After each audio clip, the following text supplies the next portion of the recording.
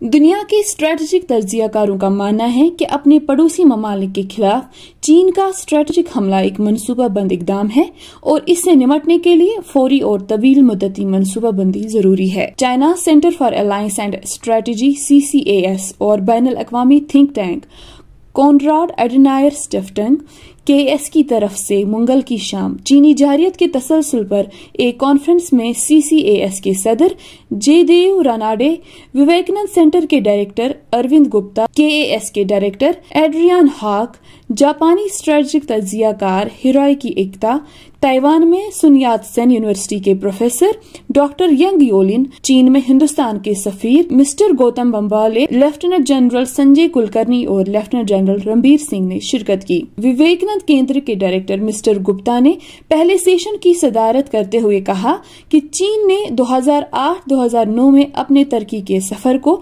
पुरअमन करार देकर शुरू किया था, लेकिन 2012 में मिस्टर शी जिनपिंग के इक़्तिदार में आने के बाद ये जारहाना हो गया। गलवान वादी के वाक़े के बाद हिंदुस्तान और चीन के ताल्लुकात की बहस बदल गई। आलमी सतह पर ताकत के तवाज़ुन के मुकाबले में एक तरफ अमेरिका की क़ियादत में मगरबी ममालिक हैं, तो दूसरी तरफ रूस और चीन की लामहदूद शराकत दारी है। इसके अलावा ईंधन, खुराक और खाद की बुलंद कीमतें और रूस पर मगरबी पाबंदियां है। ऐसे में चीन का किरदार क्या होगा, ये एक काबिल बहस सवाल है। हिंदुस्तान का नुक्ता नजर बताते हुए मिस्टर रानाडे ने कहा कि 2008 से चीन ने तिब्बत की हिंदुस्तानी सरहद से मुतस्सिल इलाकों में बड़े पैमाने पर बुनियादी ढांचे की तामीर शुरू की है। चीन के अरूज से न सिर्फ हिंद बहरुल काहिल के खित्ते में हिंदुस्तान, जापान और वियतनाम वगैरह के ताल्लुकात में तब्दीलियां आई, बल्कि मगरिब ने नेटो को मजबूत करने और ऑस्ट्रेलिया और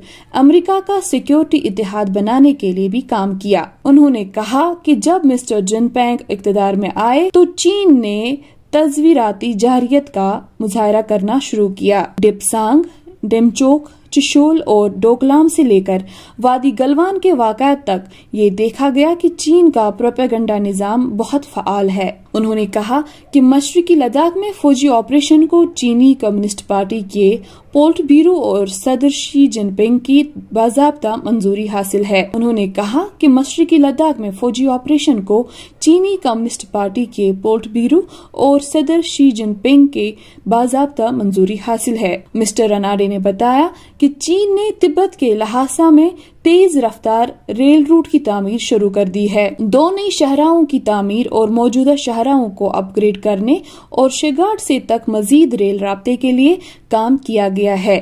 तिब्बत में बहुत से नए हवाई अड्डे बनाए जा रहे हैं। सरहदी दिफाई गांव और बड़े गोदाम भी बनाए जा रहे हैं। चीन के साबिक सफीर गौतम बम्बावले ने कहा कि डेस्पांग, डेमचोक और चशोल में हिंदुस्तानी और चीनी फौजों के दरमियान तसादुम को साल 2012, 2013 और इसके बाद हादसाती कहा जा सकता है, लेकिन मशरिकी लद्दाख में 2020 का वाकया एक कुआं है। ये एक मनसूबाबंद तरीके से किया गया, ताहम चीन को हिंदुस्तान से इस तरह के शदीद रद्द अमल की तवक्का नहीं थी।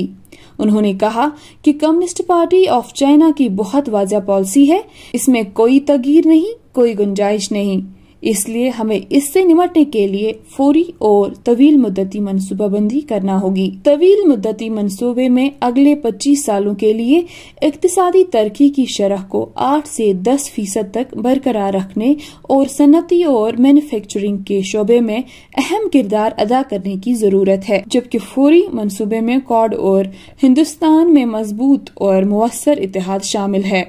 बहरुल काहिल का खित्ता और श्रीलंका, नेपाल, बांग्लादेश, पड़ोसी ममालिक जैसे भूटान, मालदीव वगैरह के साथ ताल्लुकात मजबूत करने की जरूरत है। जापान के नुक्ता नजर से चीन की जारियत के बारे में बात करते हुए मिस्टर एकता ने कहा कि यूक्रेन जंग के बाद से चीन और रूस ने जापान के सामने एक बहुत बड़ा स्ट्रेटेजिक चैलेंज खड़ा किया है। दोनों ममालिक की फौजों के मुश्तरका गश्ती बहरी बेड़ों ने जापान को समंदरी और फिजाई रास्ते से घेरने के लिए कई मशकें की है।